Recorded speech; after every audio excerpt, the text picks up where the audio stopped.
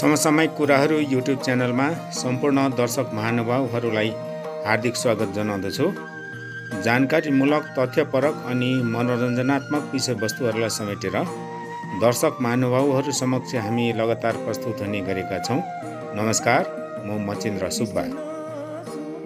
दर्शकवृन्द, आज चाहिँ म तपाईहरुलाई श्रीकृष्ण प्रणामी धर्ममा कसरी दीक्षित हुन्छ यसको प्रक्रिया बताउने छु है।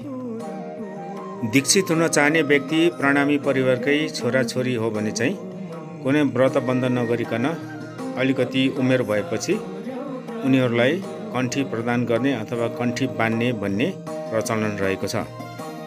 यदि अप्रणामी परिवारले प्रणामी हुनु पर्यो भने चाहिँ कमसे कम 6 महिनासम्म मद मदिरा माछा मासु पूर्ण रूपले ग्रहण नगरिकन निष्ठापूर्वक व्रतबन्ध बसेर मात्र 6 महिनापछि उनले श्रीकृष्ण प्रणामी धर्ममा दीक्षित हुने अवसर पाउनेछ।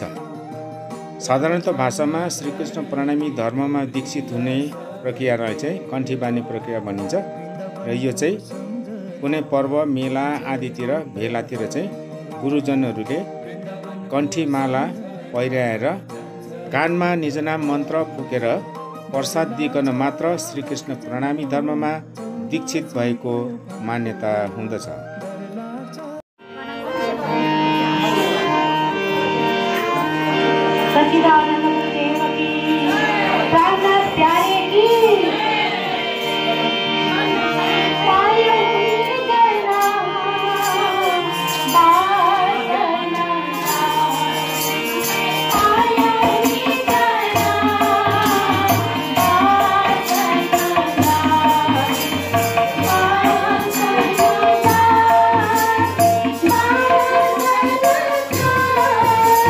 Bye.